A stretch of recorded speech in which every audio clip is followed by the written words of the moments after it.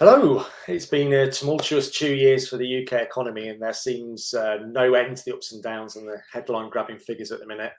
So, with inflation skyrocketing to almost double figures and growth minimal at best, are we heading for an inevitable recession? And if so, when can we expect that recession to start and what could it bring?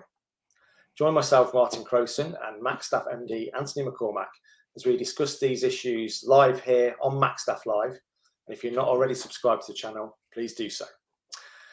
You're very welcome to join us today, and a very warm welcome to Macstaff MD Anthony McCormack. Morning, Ant.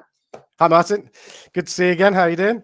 Yeah, good, thank you. And lots to talk about today, so let's crack straight on. And the R word is something that brings dread throughout the economies. The UK economy is no different, and there's been some incredible headline-grabbing figures really over the last 2 months. So, is the recession inevitable? And if so, why? Yeah, are we on the turn? It's something that does strike fear into everybody, isn't it? And it's just that word, like recession.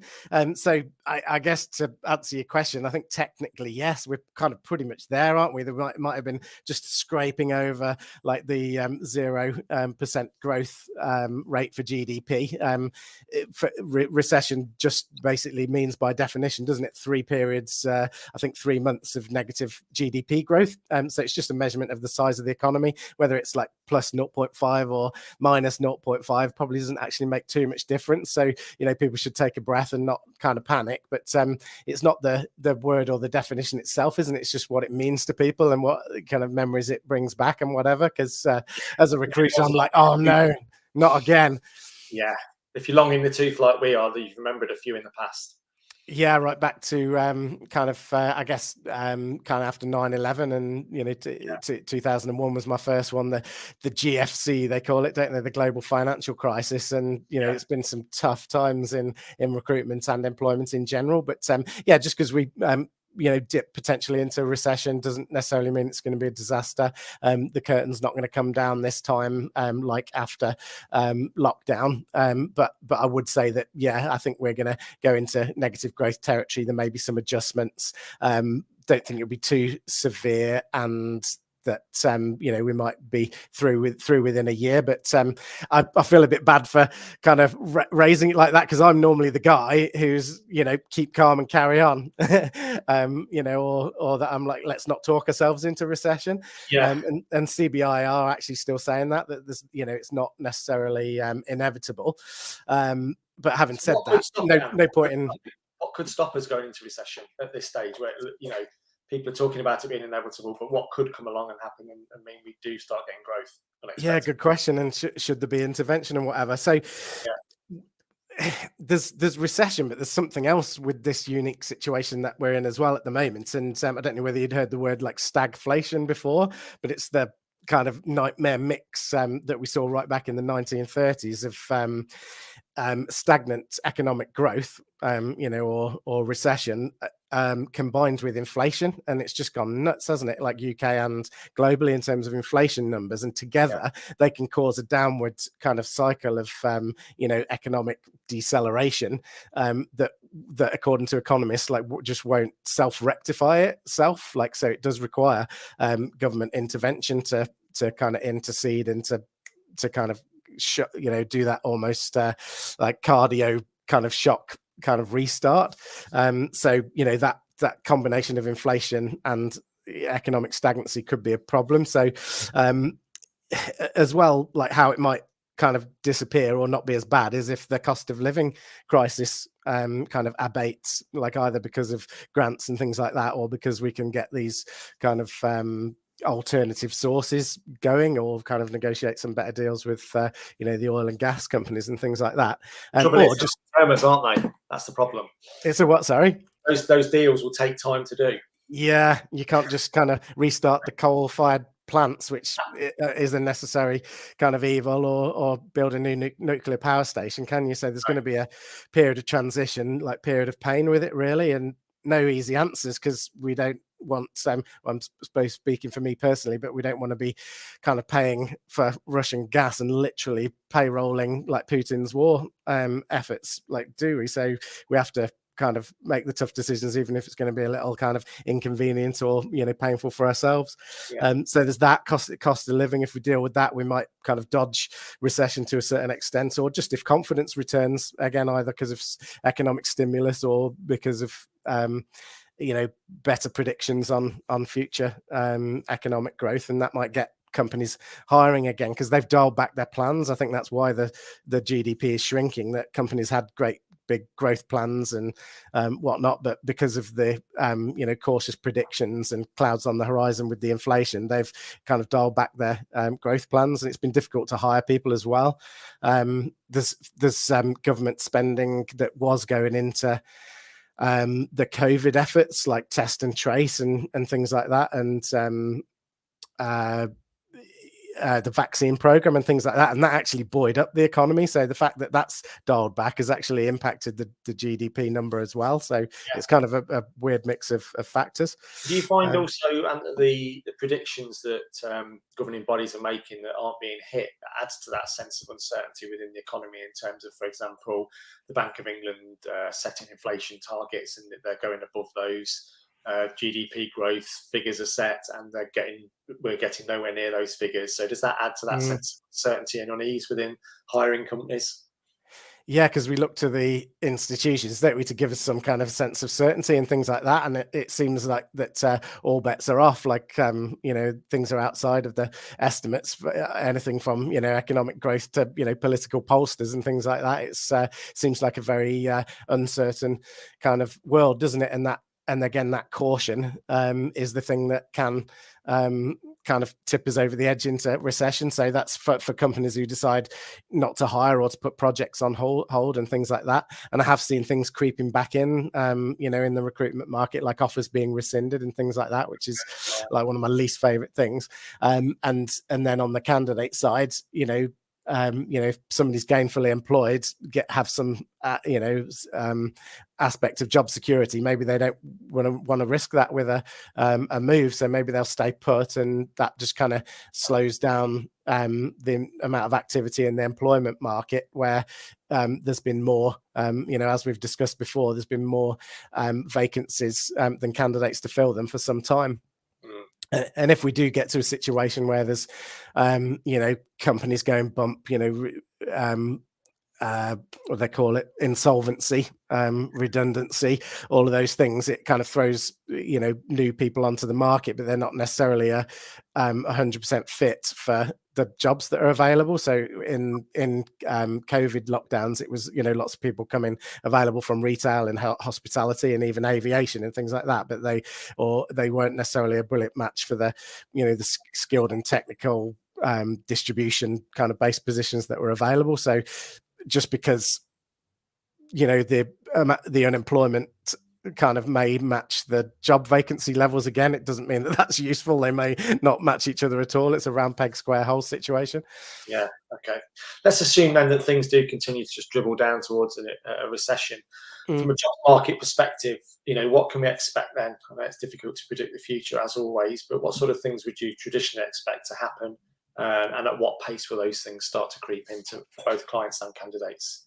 Yeah, and I think I don't know whether it was Oscar Wilde who said it. It's like how does a bankruptcy happen? Isn't it? It's like slow then fast, and I think that there is like a tipping point. So we may see that situation where suddenly there's insolvencies, redundancies, people coming unemployment, people coming available onto the jobs market, and at the same time companies are kind of reducing their hiring or even doing restructuring themselves. So from a candidate's point of view, that means that it's not going to be necessarily that kind of bargaining war situation, whereas you're going to get 3, 4, 5 offers and go with the highest one, and it's a Dutch auction and things like that.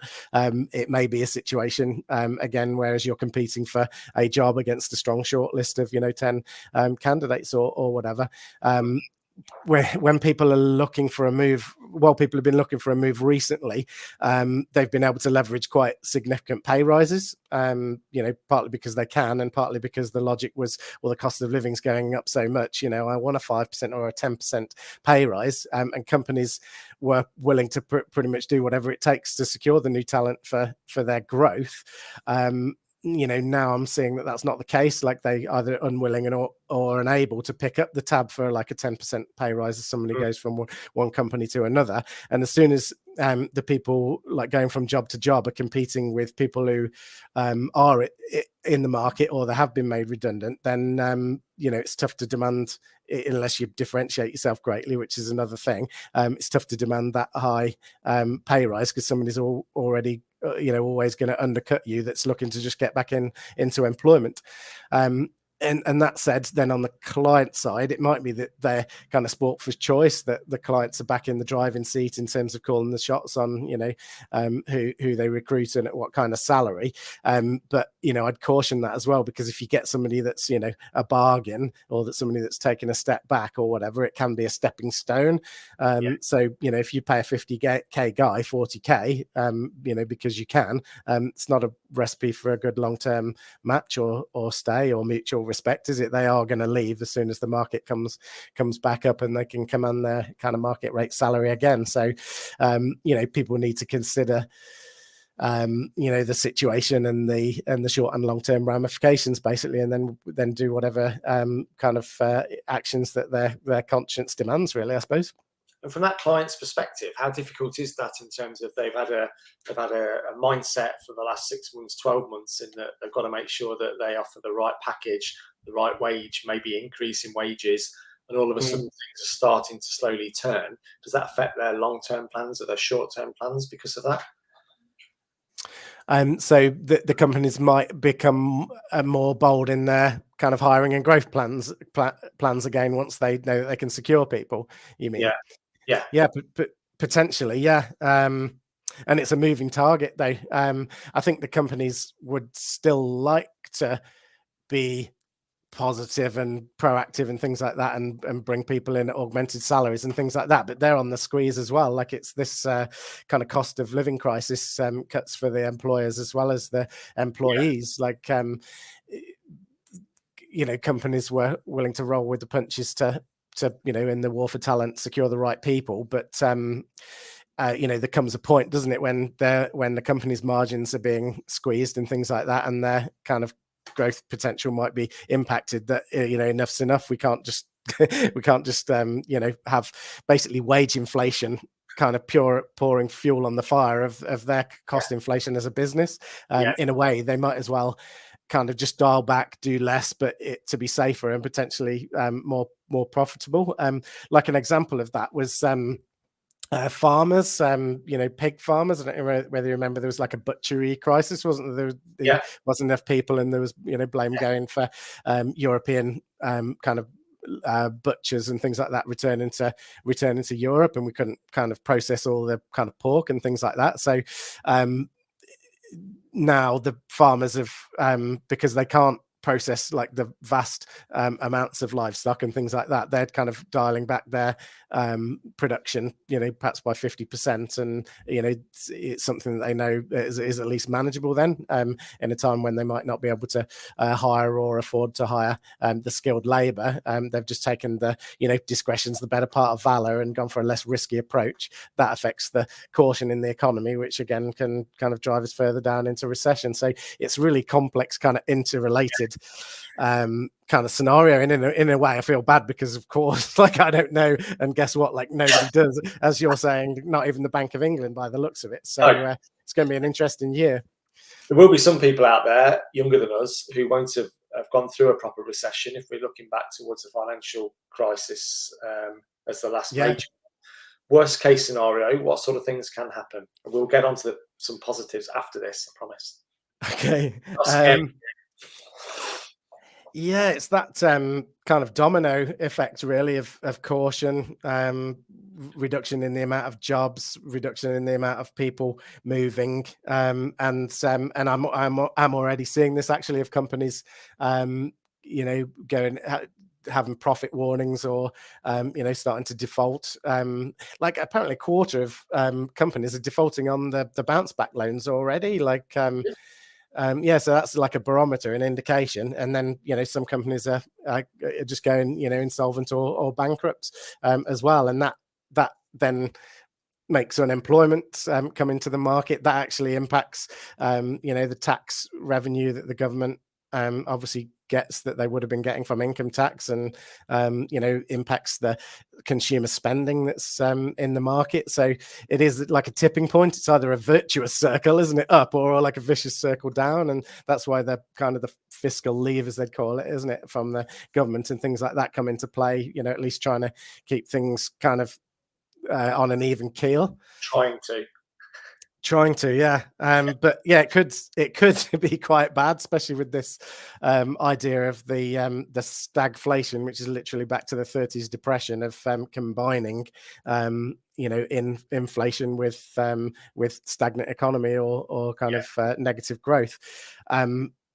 That's something that we've not kind of seen for a long time, so it's a little bit of an unknown quantity, and the Bank of England have been kind of doing the dance, really, whereas they are trying to damp down inflation because that's a big problem with the cost of living crisis, but they're trying to do it in a way that won't dampen down kind of demand and economic growth, because as soon as companies and I suppose individuals on the high street and in retail and whatever, as soon as they're kind of dialing back spending, then there's less tax revenue, which compounds the problem. Let's throw away the glass half empty and go for a glass half full for a little while now, just to cheer everyone, ourselves included. It seems a bit silly, a silly question, but are there any positives to come from a recession? Yeah, no.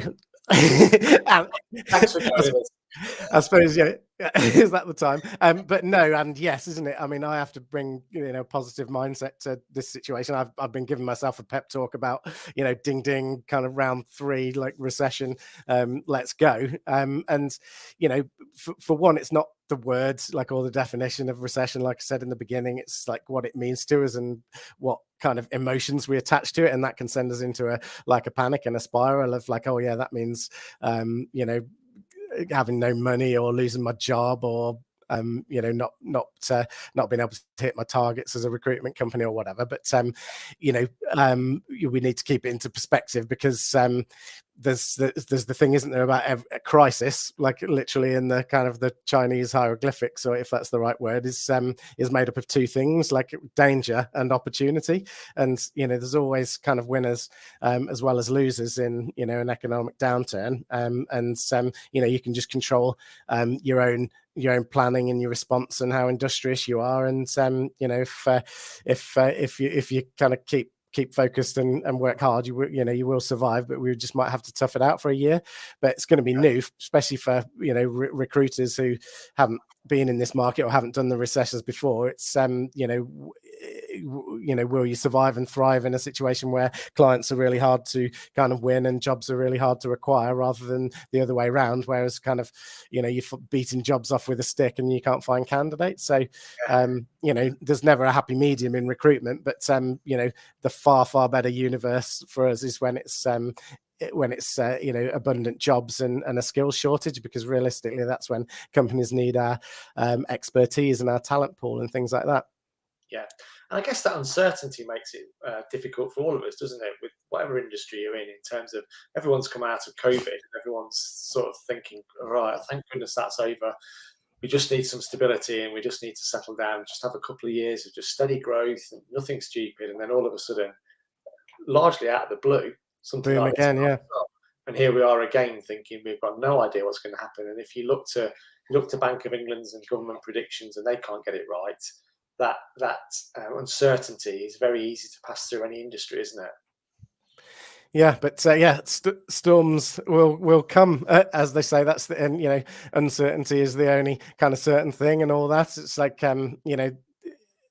stuff happens, like, or so yeah, it's just one of those things. There's a recession kind of roughly kind of once every 7 years or max every 10 years, isn't there? So like, this is a quick kind of follow up from the COVID one, but that kind of was unique. That wasn't like the regular economic cycle. So perhaps this is the one we were due kind of ever since the global financial crisis anyway. We just had an extra one. But to return to the point as well, is there any positives? I think you mentioned before this, like, a lot of companies did have to reflect and refine, and improve the way they did did things, didn't they? You know, following the COVID crisis and recession. So yeah, it drives innovation, like people, you know, doing better things with technology. And you know, companies like reflect and make improvements. You have to kind of go, I suppose, aim to come out of a recession better than you went into it, like you know, leaner, maybe meaner. Hopefully not, that's not really my ethos, but you know, it is like a competitive market, isn't it, or a dog eat dog world. So just seek to add value, I guess, would be my advice, either as an employee, you know, you be valuable and you're kind of more likely to keep your job, sort of thing, isn't it? Or you know, as a you know, business owner,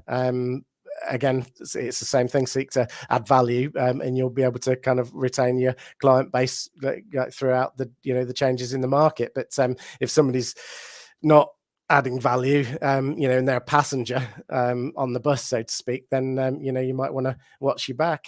I remember the meme about there's like two like hikers going through the wilderness, isn't there? And they hear a bear coming, and one says to the other, you know, what you stopping and putting your trainers on for? You're never going to outrun the bear. And he says, well, I don't need to outrun the bear, mate. I just need to outrun you. Like, and he's off. So it's kind of like horrible in a way, I suppose. But you know, you have to you know, be one of the most valuable employees if you're one of the most job security, isn't it? Sure. From metaphors, let's go to crystal balls to finish on. And you're in a great position within your role at Macstaff of knowing what's going on, and people can talk about it. We can see headlines and news and predictions and this, that, and the other. But you're on the ground floor and at the coal face, hearing bits and bobs from both employers and candidates. What might happen over the next 12, 18 months, and what do you expect? Yeah, well, I think we can already see the writing on the wall in terms of the slowdown. So yeah, I personally accept there likely will be a recession, even if it's just a technical one. So there will be more kind of caution from employers and from candidates in the way that they conduct their kind of employment and job search and things like that. You know, it is, I hate to be the kind of bearer of bad news sort of thing, but yeah, there is a cost of living crisis, isn't there? And we're not done with that either, because like it's like energy based, isn't it? We've had the April price cap go up, and there's going to be an October one that goes up like even more massively on that. So, you know, people might want to be you know, sensible if possible, you know, take a what do they call it, a defensive kind of strategy, and you know, try and watch the finances and like, you know, keep a you know, 1 to 3 month kind of buffer if at all possible. I know, like, easy for me to say sort of thing, but then, you know, don't worry, this is just a you know, a season, a cycle, always happens, you know, every 7 to 10 years. And I would say that we'll be out the other side, like, even if it does go down, you know, within a year, and just you know, do your best, seek to add value, you know, innovate, and improve what you're doing if possible, and play the long game. Brilliant. That's a very good advice to finish on. And so, as always, we've run out of time, but thanks a lot for your time today. Really appreciate it. Lovely to talk to you again, and keep busy. Yeah, it's interesting. No conclusions, but yeah, it's good to chat, and look forward to seeing you next time. Folks, thanks a lot for joining us here on Macstaff Live. As always, there's more information on the Macstaff website, which is macstaff.co.uk.